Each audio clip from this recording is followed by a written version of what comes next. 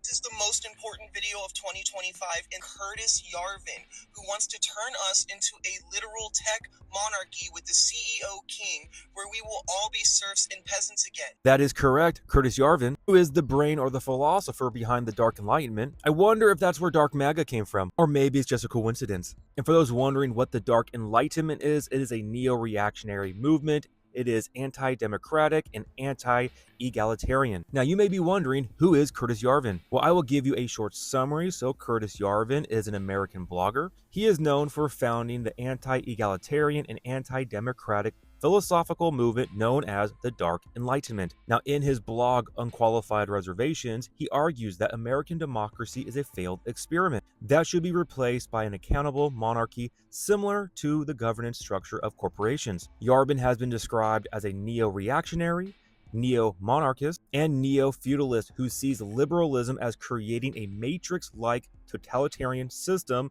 and wants to replace American democracy with a sort of techno-monarchy. Please put a bookmark in that idea of the techno-monarchy, because I will come back to the idea of the technocracy. I also find it interesting that he sees liberalism as creating a matrix-like totalitarian system, and we have this guy right here who is openly declaring how the matrix will be reprogrammed, how we are living in the biggest vibe shift that the code in the matrix is being patched. I mean, he openly declares what he is doing in their agenda. What more proof could you possibly need? While he wears his tech support shirt, where a lot of people think it means technical support, but in reality, he is talking or thinking about technocratic support. For those who do not know what a technocrat is, it is an individual who wants a technocracy.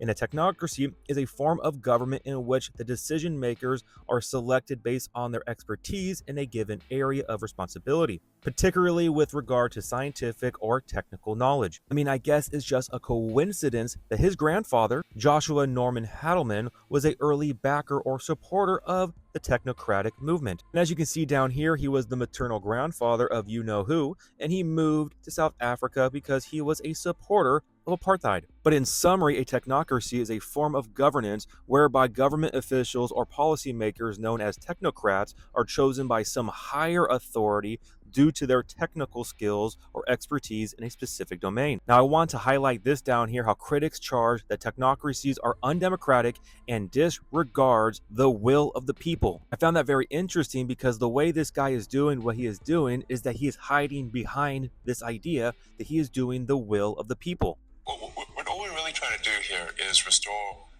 the will of the people through the president. Now, that statement right there is very telling because it reveals at the core where he is getting his ideology from, and is from this guy. Dark Maga is the Dark Enlightenment. As we can see right here, how Curtis Yarvin has argued for a Caesar-like figure to take power back from the devolved oligarch and replace it with a regime that is a monarchy, run like a startup. As early as 2012, he proposed the acronym RAGE, Retire All Government Employees. What's going on ever since the new regime came into office on the 20th of January? Oh yeah, that's right. Thousands of federal employees are being forced to either retire or they're being laid off. As you can see right here, this goes back to Curtis Yarvin and his philosophical ideas. Now, we can also see how this idea of retiring all government employees is the first step in a overthrow of the American regime. As we can see right here, what Curtis Yarvin believes we need is a national CEO, or what's called a dictator. Dictator, you don't say. Which one's going to be the dictator? Or hey, maybe both. How artistic and poetic is this right here with a black and white photo showing off Dark Maga? And for people who have been wondering why JD Vance was picked as the vice president, well, his connection with Curtis Yarvin might be the answer why. Now, we can see right here how Yarvin's ideas have been influential among right libertarians and also influential with prominent investors like Peter Thiel, which he has echoed Yarvin's project of seceding from the United States to establish a tech CEO dictatorship. Now, Vice President JD Vance has cited Yarvin as an influence, saying in 2021. So there's this guy, Curtis Yarvin, who has written about these things, which included Retire All Government Employees, or RAGE, written in 2012. Now, this one right here, really listen here. Vance said that if Trump became president again, quote, "I think what Trump should do, if I was giving him one piece of advice, fire every single mid-level bureaucrat, every civil servant in the administrative state and replace them with our people. And when the courts stop you, stand before the country and say, the Chief Justice has made his ruling, now let him enforce it. And what's absolutely wild is to witness this game plan being rolled out right in front of our eyes, as we saw right here. Breaking news, President Trump says he has ordered the Justice Department to clean house and terminate every single Biden-era U.S. attorney. And not to mention this right here, which should have been extremely concerning to anybody with an ounce of discernment.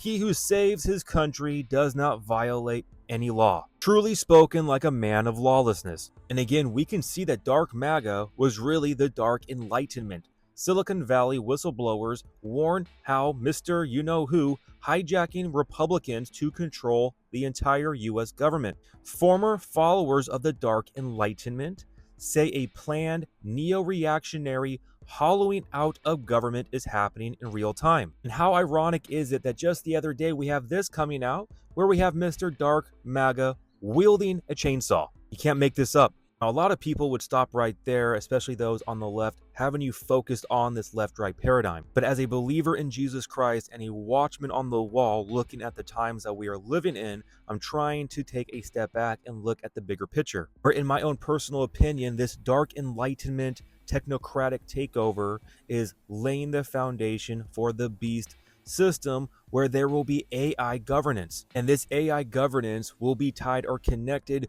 to the Caesar, CEO, or dictator, which will be the Antichrist, man of lawlessness, son of perdition, the little horn. That is the ultimate agenda, which sets the stage perfectly for the enslavement of humanity. So we have this idea of a technocratic takeover trying to consolidate power into one individual, the CEO, Caesar, dictator individual. You then tie that with AI governance tied together with that individual. We can also speak about this whole new financial system, which will be on the blockchain. You have the whole biodigital convergence connecting us with machine, the transhumanist agenda. We are here, guys.